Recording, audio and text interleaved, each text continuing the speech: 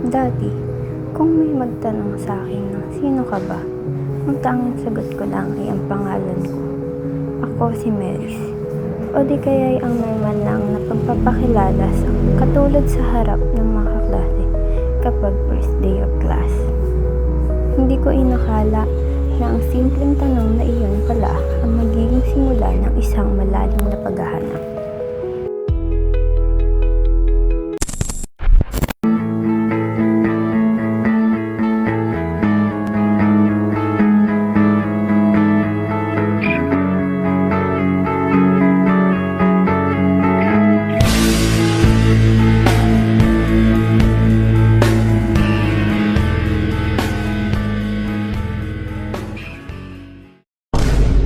Noong bata pa ako, mas mahalaga sa akin ang simpleng kasiyahan. Hindi alam ang purpose ng buhay o pangarap na nais abutin. Basta masaya, sige. Noong 2019, naaya ako ng mga kaibigan ko na sumali daw sa choir. Hindi ko pa nga alam ang meaning nun, pero G ako. Kasi sabi nila, may outing daw sila sa Baguio. Kaya agad-agad akong sumali.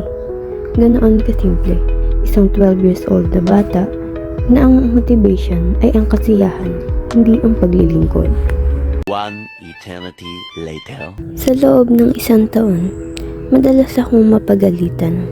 Hindi ko kasi sineseryoso. Hindi ko palubos na naiintindihan ang mga bagay-bagay, lalo na tungkol kay God. Pero sa bawat saway at pagtatama, may mga binhin na itatanim. Unti-unti, natutunan ko at isinasabuhay ang salita ng Diyos. Habang lumalalim ang aking pagkakakilala sa Kanya, maraming dumating na pagsubok. May mga issue at chismis na nabuo tungkol sa akin. Palagi rin akong nalalep out, kung saan sinubok ako na umalis at tigil ang paglilingkod. Ngunit habang ako ay lumalaki at nagkakaedad, natutunan ko ang pinakamahalagang aral na sa bawat pagpunta ko sa simbahan, hindi yun para sa kanila, kundi para sa Diyos at para sa sarili ko. Sino ako? Hindi ako ang tingin ng ibang tao. Ako ay ang tingin ng Diyos sa akin. Hindi ko inakala na ang isang batang pumasok lang sa simbahan dahil sa outing ay mag-aanim na taon nang naglilingkod dahil naiintindihan na niya ang tunay na kahalagahan nito. Ang dating weekend ko na puro laro, tulog at panonood ay nagkaroon ng kabuluhan. Tuwing Sabado, nagkakaroon kami ng Lectio Divina. Ang Lectio Divina ay ang pagbabasa para makipag-ugnayan kay God. Ito ang nagiging emotional support ko. Bilang isang hindi gaano nakakapag-share ng mga pinagdaraanan sa buhay, tinutulungan ako ng Lectio Divina na iugnay ang aking karanasan sa salita ng Diyos. Dito, nakakapagbahagi ako ng walang takot sa paghuhusga. Hindi ang parte, sapagkat ang sino mang nagmamataas ay ibababa at ang nagpapakababa ay ibababa. 1 hour later.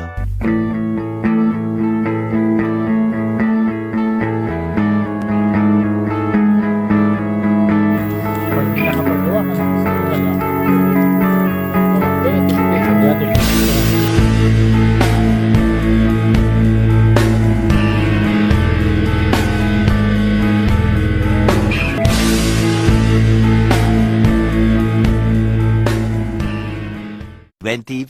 Hours later.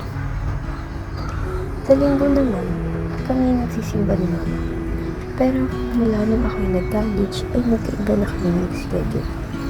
Ang linggo ay araw na inilaan para sa Diyos, kung saan ang mga tao ay nagpupunta sa simbahan, kung saan natututunan isabuhay ang salita ng Diyos at may mga pangarap din.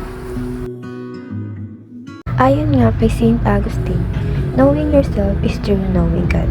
Hindi ka panipaniwala Ang isang batang nakakulong lang sa bahay at walang kamalay-malay sa sarili niyang halaga ay ngayon nakilala na at nananatiling kinikilala ang sarili sa pamamagitan ng malalim na pagkakilala sa Diyos.